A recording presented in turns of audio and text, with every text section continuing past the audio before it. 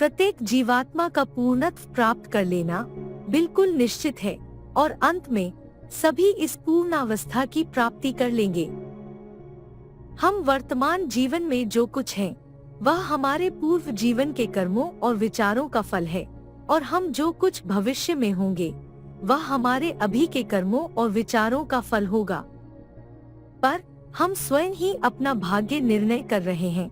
इससे यह न समझ बैठना चाहिए कि हमें किसी बाहरी सहायता की आवश्यकता नहीं, बल्कि अधिकतर स्थलों में तो इस प्रकार की सहायता नितांत आवश्यक होती है।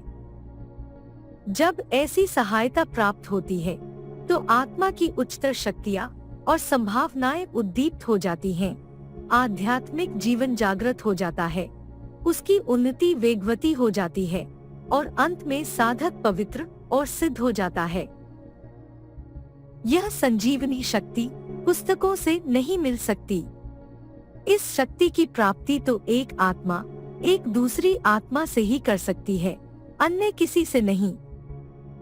हम भले ही सारा जीवन पुस्तकों का अध्ययन करते रहें और बड़े बौद्धिक हो जाएं, पर अंत में हम देखेंगे कि हमारी तनिक भी आध्यात्मिक उन्नति नहीं हुई है। यह बात सत्य नहीं कि उच्च स्तर के बौद्धिक विकास के साथ साथ मनुष्य के आध्यात्मिक पक्ष की भी उतनी ही उन्नति होगी। पुस्तकों का अध्ययन करते समय हमें कभी कभी यह भ्रम हो जाता है कि इससे हमें आध्यात्मिक सहायता मिल रही है, पर यदि हम ऐसे अध्ययन से अपने में होने वाले फल का विश्लेषण करें तो देखेंगे कि उससे अधिक हमारी बुद्धि को ही कुछ लाभ होता है, हमारी अंतरात्मा को नहीं। पुस्तकों का अध्ययन हमारे आध्यात्मिक विकास के लिए पर्याप्त नहीं है। यही कारण है कि यद्यपि लगभग हम सब आध्यात्मिक विषयों पर बड़ी पांडित्यपूर्ण बातें कर सकते हैं, पर जब उन बातों को कार्य रूप में परिणत करने का, यथार्थ आध्यात्मिक जीवन बिताने का अवसर आता है तो हम अपने को सर्वथा अयोग्य पाते हैं। जीवात्मा की शक्ति को जागृत करने के लिए किसी दूसरी आत्मा से ही शक्ति का संचार होना चाहिए।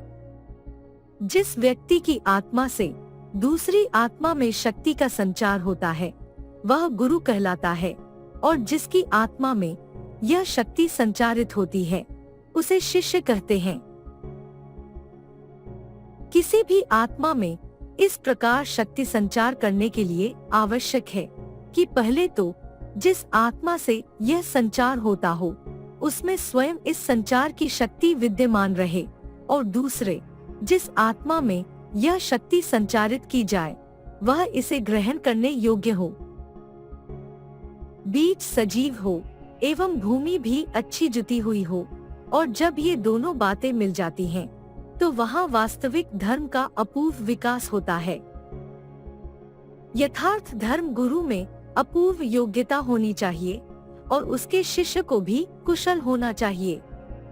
जब दोनों ही अद्भुत और असाधारण होते हैं तब अद्भुत आध्यात्मिक जागृति होती है, अन्यथा नहीं। ऐसे ही पुरुष वास्तव में सच्चे गुरु होते हैं, और ऐसे ही व्यक्ति सच्चे शिष्य या मुमुक्षु या आदर्श साधक कहे जाते हैं। अन्य सब लोग तो आध्यात्मिकता से खेल मात्र करते हैं। उनमें बस थोड़ा सा कौतूहल भर उत्पन्न हो गया है, थोड़ी सी बौद्धिक स्पृहा भर जग गई है, पर वे अभी धर्म क्षितिज की बाहरी सीमा पर ही खड़े हैं। इसमें संदेह नहीं कि इसका भी कुछ महत्व अवश्य है, क्योंकि हो सकता है कुछ समय बाद यही भाव सच्ची धर्म पिपासा में परिवर्तित हो जाए, और यह भी प्रकृति का एक बड़ा अद्भुत नियम है कि ज्यों ही भूमि तैयार हो जाती है त्यों ही बीज भी आ जाता है, और वह आता भी है। ज्यों ही आत्मा की धर्म पिपासा प्रबल होती है त्यों ही धर्म शक्ति संचारक पुरुष को उस आत्मा की सहायता के लिए आना ही चाहिए, और वे आते भी हैं। जब ग्रहीता की आत्मा में धर्म के प्रकाश की आकर्षण शक्ति पूर्ण और प्रबल हो जाती है तो इस आकर्षण से आकृष्ट प्रकाशदायिनी शक्ति स्वयं ही आ जाती है।